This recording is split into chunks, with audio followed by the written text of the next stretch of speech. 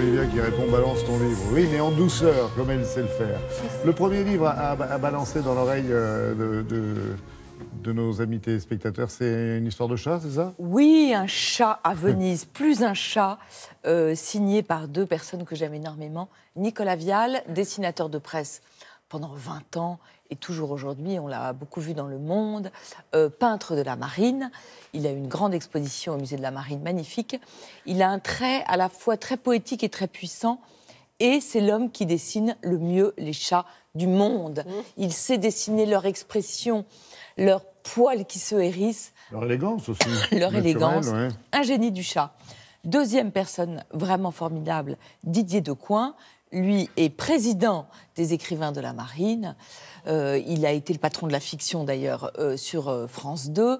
C'est un homme que j'adore parce qu'il a à la fois un imaginaire très puissant et en même temps, c'est l'homme des faits divers. Personne n'écrit mieux que lui sur les faits divers absolument terribles. Ils se sont mis ensemble pour raconter une histoire de chat absolument extraordinaire.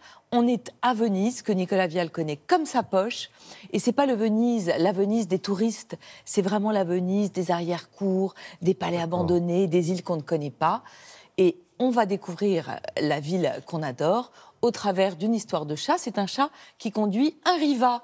Quel est le problème? Eh oui, carrément. Pas une gondole, non. Non, un bateau Riva, moteur, le Riva. Le bateau d'Onassis, le bateau, vous savez, il y a 24 vernis. Nicolas Vial et Didier Decoing racontent ça à la perfection. Parce qu'en fait, à Venise, la nuit tombée, les chats récupèrent ce que les hommes oublient le temps de la nuit. J'aime bien l'expression. Oui. Ce que les hommes oublient. Donc un Riva, sauf que là, regardez la beauté. Ouais, non mais honnêtement, j'ai rarement vu des images aussi splendides que celle-là. On comprend le mot puissance que vous utilisiez tout à ouais. l'heure. Vous avez vu Et vous avez à chaque fois le chat qui est dans des positions inouïes. Et c'est une visite de Venise complètement inattendue. En plus, avec une histoire que j'adore, les chats vont devoir lutter contre les crocodiles et ils vont décider de se déguiser. Et en quoi ils vont se déguiser? En chat. Non mais je ne peux pas vous dire, c'est poétique, c'est loufoque, c'est cocasse, c'est absolument magnifique. Une voix, celle de Patrick Brion, Le cinéma de minuit. Vraiment, on se souvient tous de sa voix. L'homme qui a fait découvrir Tex Avery en France. Il publie chez Télémac l'encyclopédie du film noir. Il avait déjà publié chez le même éditeur l'encyclopédie du western. C'est 700 pages, 1120 films, 800 photos et affiches. Et en plus, un tirage offert de Gilda absolument sublime. On oublie, je trouve, aujourd'hui, avec les selfies, avec les photos qu'on fait n'importe comment, ce qu'est une photo. On redécouvre dans ce livre la qualité et la beauté de ce que peut être une photo et surtout le film noir. En fait, vous savez, Hollywood avait produit 3 genres. Il y avait le western, la comédie musicale et le film noir. Le western et la comédie musicale n'ont plus aujourd'hui que des apparitions épisodiques. Seul le film noir a survécu. Peut-être parce que c'est un genre réaliste. Le western est toujours dans une sorte de nostalgie d'une époque révolue. La comédie musicale, dans un rêve ou en tous les cas dans une vie un peu fantasmée. Le film noir, c'est le genre du réel. Les années 30, 40, 50, 60 aux États-Unis. Alors vraiment, il y a un vivier parce que vous avez à la fois la prohibition, la guerre de Corée, la guerre froide. Donc vraiment vivier de sujets. Et en même temps, ce qui est intéressant, explique Patrick Brion, c'est que c'est un genre qui présente des héros auxquels on peut s'identifier assez facilement. Et c'est un genre qui a produit tous les chefs-d'œuvre qu'on connaît. Évidemment, le Rebecca de Hitchcock, premier film américain du réalisateur britannique. Vous avez donc tous les grands Hitchcock, mais aussi Preminger, Laura, le plus beau film du monde, Scarface. Une photo de Fenêtre sur cour qui était particulièrement bien choisie. Fenêtre sur cour, absolument extraordinaire.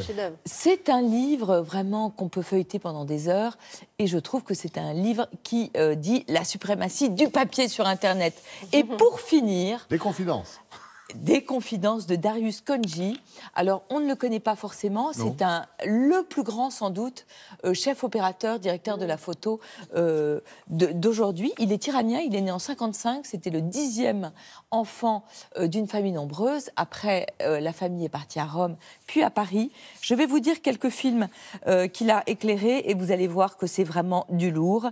Délicatessen et la cité des enfants perdus de Poirot et Jeunet. Seven de David Fincher. Ginger, Beauté volée de Bertolucci, Midnight in Paris de Woody Allen, Amour de Haneke, The Immigrant de James Gray, Zidane, un portrait du XXIe siècle de Philippe Parreno.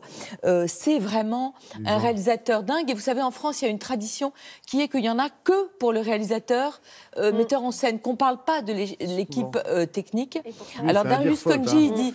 Il y a Jeff Didot, notre réalisateur, qui me dit c'est un tueur. Il me dit, et lui, c'est un directeur de la photo, c'est-à-dire celui qui est... Extraordinaire. Et les conversations, j'ai rarement lu des propos aussi intelligents sur le cinéma. Et tout d'un coup, vous avez des invités, vous avez une interview de Mondino. Il a réalisé beaucoup de clips pour Mondino.